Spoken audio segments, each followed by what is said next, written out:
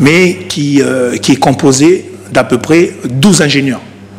Pourquoi? Parce qu'aujourd'hui, non seulement nous n'avons pas cette compétence-là sur le territoire, en sachant qu'aujourd'hui, le transport donc, est amené donc, par rapport à l'évolution du monde donc, à arriver au moins ou un petit peu en dessous au niveau de ce qui se fait sur la métropole, voire en Europe.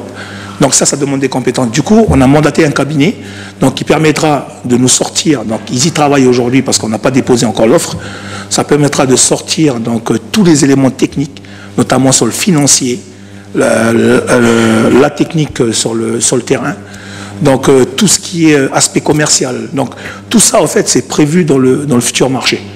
Donc vous voyez bien que ce n'est pas une mince affaire. Et c'est vrai que nous, bon, on sort tous du même milieu. Donc on a tous été, à un moment donné, des conducteurs-receveurs, donc des conducteurs de bus. Donc on n'a pas été faire des grandes études donc, pour pouvoir justement répondre à cette demande. Mais par contre, on n'est pas fou. Donc on sait s'adapter encore une fois donc, à l'évolution. Donc on se dote de toutes ces compétences qui nous permettront de pouvoir sortir vainqueur de cet appel d'offres. Et c'est comme ça qu'on voit la chose aujourd'hui.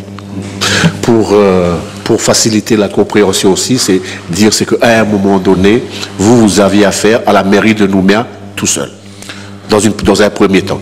Et après, quand il y a eu le syndicat mixte des transporteurs urbains, le SMTU, c'est parce qu'il a fallu, au niveau des institutions, en parler avec la mairie de d'Abéa, Païta, Modon, et j'oublie le... Et puis Nouméa. Et c'est à ce moment-là où vous avez, ils ont transmis, mais les différentes dispositions n'ont pas été suivies à la lettre. Au fait, on n'a pas été prévenu de tout ça. Hein. C'est quelque chose qui a été fait derrière nos dos. Hein. Donc, la transmission du contrat au SMTU, nous, on n'était pas au courant. Hein. On était au courant au jour où on a signé notre contrat en 2009. Donc, ils ne nous ont pas dit que 2 ans après, donc, ils allaient transmettre ce contrat-là au SMTU. Donc, on sait très bien que par rapport à ce projet, on a compris après que c'était par rapport à ce projet, il était important qu'ils puissent se regrouper. Mais ça, on ne nous a pas informé de tout ça. Nous, aujourd'hui, ce n'est pas notre problème. Qu'ils ont transmis le contrat au SMTU. Notre problème aujourd'hui, c'est qu'ils respectent les engagements qui ont été signés, notamment les dispositions du contrat sur l'article 30 prévu sur cette DSP, qui disait bien qu'il fallait, avant chaque nouveau contrat, nous proposer en priorité. C'est ce qu'ils n'ont pas fait aujourd'hui. Donc on se dit, comme on a une obligation justement de répondre à un appel d'offres, donc on est dans une situation précaire aujourd'hui. Donc on se dit, non seulement il faut qu'ils payent les licences, et on serait peut-être à même aussi à demander une indemnisation pour le préjudice subi. Parce qu'on a un préjudice malgré tout. Le préjudice, c'est quoi? C'est qu'on nous empêche maintenant, on n'a plus cette possibilité de vendre donc, comme on le faisait auparavant, parce qu'on arrive à une échéance où on n'a plus cette possibilité de continuer à travailler, entre guillemets. Même si on a répondu à un appel d'offres, on n'a pas de boule de cristal qui nous dit que cet appel d'offres-là, ce marché, on va l'avoir. Donc c'est important pour nous de quand même signaler qu'aujourd'hui, nous on reste déterminés. Hein. On reste déterminés, hein. On peut rester 1 mois, 2 mois. C'est ce qu'on a dit à la province. Hein.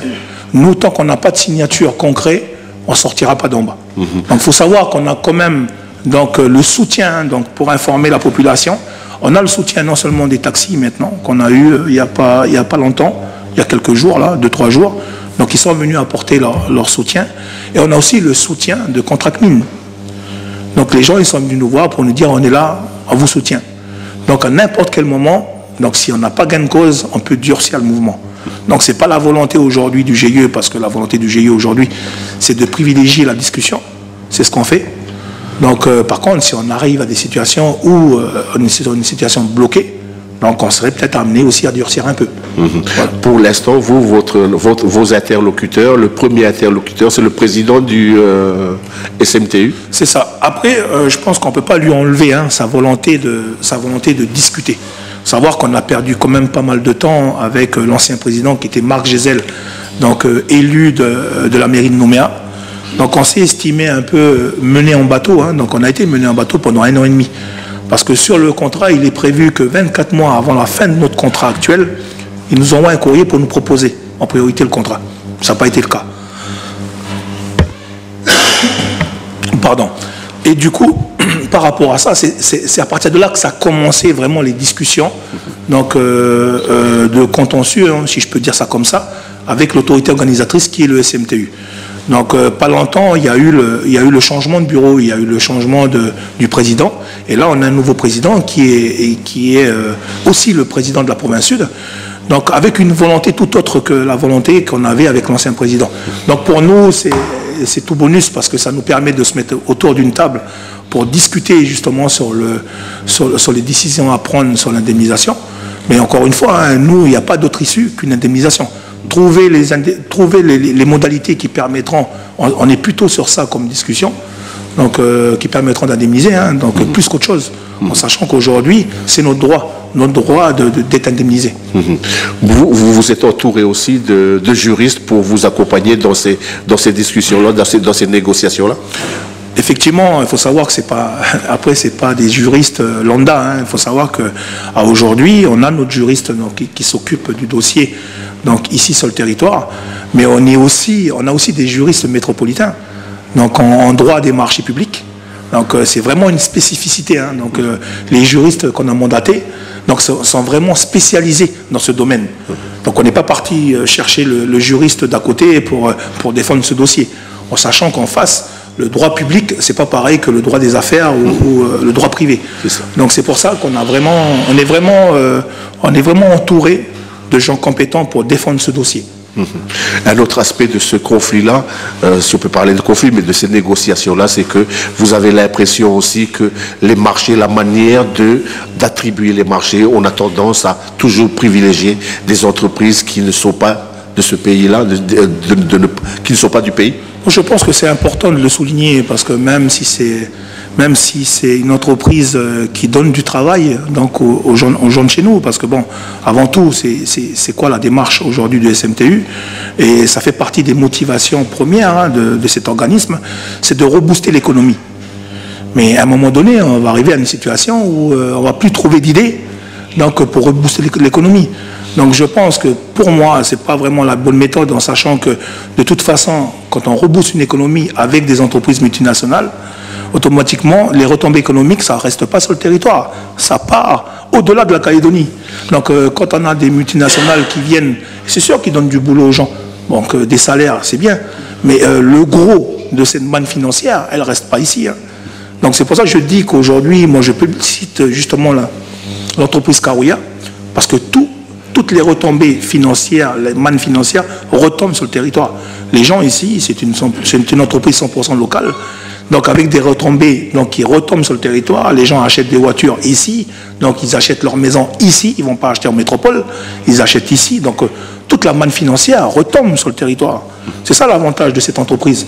Donc pour moi, c'est important que la population plébiscite cette entreprise-là. Donc même quitte à voir avec d'autres entreprises locales, mais c'est important quand même de publiciter une entreprise telle que l'entreprise Karouya Bus. Mesdames, Messieurs les entrepreneurs, le fonds de commerce que représente cette licence-là, elle est importante, elle est importante dans vos comptabilités pour pouvoir développer vos sociétés. Je veux juste répondre, je suis désolé parce que j'ai tendance à prendre la parole un peu trop souvent. Donc pour répondre à votre question, donc c'est important pourquoi. Donc une indemnisation telle que l'indemnisation qu'on demande, pourquoi? Parce que là on répond à un appel d'offres. Donc cet appel d'offres-là, si on est attributaire de ce marché, il faut financer. Donc pour financer, il faut quoi? Il faut des garanties. Donc si on n'a pas de garantie donc, qui arrive à la hauteur de nos ambitions, on ne pourra pas acheter, en sachant qu'aujourd'hui, on est en train de regarder donc, sur les travaux qui sont en cours actuellement pour déposer l'offre du GE Karouya Bus. Donc, on a un investissement qui est prévu, donc un peu plus de 2 milliards, quoi, en investissement pur. Donc ça, il n'y a pas de banque qui prêtera si on n'a pas de garantie. Donc aujourd'hui, si on n'a pas de garantie, donc on n'est pas en train d'acheter une maison à 25 millions. Là. Donc le projet futur, on est candidat. Mais derrière tout ça, pour investir sur le nouveau matériel, parce qu'il faut savoir que les bus avec quoi on roule aujourd'hui, donc les fameux bus Karouya, donc à partir de la fin du contrat, elles vont dépolluer, elles vont être mises à la destruction, donc pour partir en ferraille. Donc il y a un nouvel investissement qui est prévu, donc des nouveaux bus, donc des nouveaux matériaux de billettique, matériel embarqué, mais ça, on est obligé d'arriver à un financement, mais pour financer tout ça, il faut une garantie. Et d'ailleurs, c'est pour ça qu'il est important pour nous qu'on ait cette indemnisation pour pouvoir réinvestir. Parce qu'on ne va pas le prendre et puis aller dépenser. Hein. Ce n'est pas la devise des entrepreneurs de Karouya. La devise des entrepreneurs de Karouya, c'est de continuer à investir pour améliorer l'entreprise. On dit toujours qu'une entreprise qui n'investit pas, c'est une entreprise qui meurt. Donc nous, on a cette devise-là, c'est d'investir sur de nouveaux matériels pour permettre justement d'avancer. Et c'est la devise du GIE Karouya aujourd'hui. Ça sous-entend que dans les cahiers de charges qui sont demandés à vos compagnies, effectivement, ils vont être très exigeants sur le matériel sur lequel vous allez présenter pour demain pour répondre à ces appels. Complètement.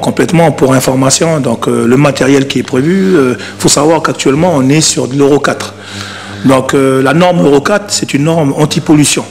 Donc la Calédonie veut se doter de matériel performant et du matériel donc, qui suit le cahier des charges. Donc, et là, on passera de l'Euro 4 à l'Euro 6. Il faut savoir qu'au départ, il était prévu que le néobus, donc on roule en hybride. Donc ils ont fait marche arrière pour arriver sur de l'Euro 6 parce que vu le coût et vu les infrastructures qui sont prévues, donc ils ont fait marche arrière pour partir sur de l'Euro 6. Donc ça reste raisonnable. Et c'est ce qu'ils nous demandent aujourd'hui pour le lot 2. Donc il y a des investissements avec notamment justement des exigences de la part de l'autorité organisatrice aujourd'hui. Mais de toute façon, on est là, on est candidat, on répondra à tout ça. Il n'y a pas de souci. L'engagement de la mairie dans ce projet Néobus-là, un projet faramineux. Maintenant, on oblige tout le monde à être au top et pas forcément au top financièrement. Quelqu'un peut réagir, hein? C'est tout à fait ça. On a des exigences qui sont données au niveau du SMTU pour ce nouveau contrat qui sont, comme disait le président, énormes. Et qu'effectivement, si on n'a pas cette indemnisation qui nous permettra de réinvestir, qui nous permettra de changer notre flotte, qui arrivera à terme, puisque les contraintes maintenant sont plus élevées pour l'Euro 6, pour le système anti-pollution et tout, il faut bien qu'on puisse le faire, et pour pouvoir le faire, il faut qu'on ait cette indemnisation, comme disait le président, qu'on va réinvestir. On ne va pas partir avec, hein. On va la réinvestir. Nous, ce qu'on veut, c'est continuer notre travail. Et pour ceux qui arrivent effectivement au terme de la retraite, de pouvoir bénéficier de leur labeur depuis tant d'années et de récupérer ce qui est simplement, encore une fois, dû, quoi. On est en train de parler d'un système qui est simplement un système dû, des choses qui ont été signées entre deux parties, quoi. Et qu'on essaye par un système de légalité, de loi, de vouloir essayer de camoufler, quoi. Mais la réalité, elle est très simple. Elle est l'indemnisation pour pouvoir répondre à cet appel d'offres et pour pouvoir y faire face. Sinon, comme disait le président, on ne peut pas faire face. Qui va nous prêter 2 milliards si on arrive avec rien? C'est pas possible. Est-ce qu'il y a des arguments qu'on vous oppose pour discréditer ce que vous êtes en train de mener actuellement? En fait, l'argument principal aujourd'hui, donc c'est pas pour décrédibiliser en fait la demande. L'argument aujourd'hui, c'est de trouver des termes juridiques qui permettront de faire une transaction. Donc on y travaille, notamment avec les juristes métropolitains et notre juriste sur le territoire. On y travaille pour sortir un protocole transactionnel donc, qui reste légal et qui permettra par la suite d'indemniser. Mais on est là, hein, la discussion, elle est vraiment arrivée là aujourd'hui. C'est pas un refus, hein. C'est pas un refus d'indemnisation. Aujourd'hui, le discours du président de la province sud, c'est qu'il est prêt à payer à une condition, c'est que la transaction soit légale. Et aujourd'hui, on travaille pour trouver un protocole qui permet d'être légal justement avant la transaction. La transaction, pardon. Donc, on peut, c'est-à-dire ce qu'on peut pas annoncer, mais au moins rassurer les usagers, c'est que vous avez laissé continuer quand même. Il y a le service qui est maintenu et il y a des perspectives de pouvoir sortir de ce conflit-là à bon compte. De toute façon, on ne leur donne pas le choix. Hein. Aujourd'hui, on ne donne pas le choix au SMTU. On leur dit que de toute façon, il faut une indemnisation. C'est écrit et ça, il ne peut pas y déroger. Bon, maintenant, concernant la mobilisation, je vous ai dit tout à l'heure qu'on est prêt à rester le temps qu'il faut pour trouver une signature justement à ce protocole. Donc, on est déterminé. Donc, on restera jusqu'au bout pour défendre justement le dû hein, que demande le GIE aujourd'hui. C'est juste une question de temps. Hein. Donc on en discute, donc on espère donc, trouver un accord avant la fin de cette semaine, donc au pire, donc semaine prochaine. Mais je pense que c'est dans de bonnes voies pour pouvoir arriver à un accord. Pendant longtemps,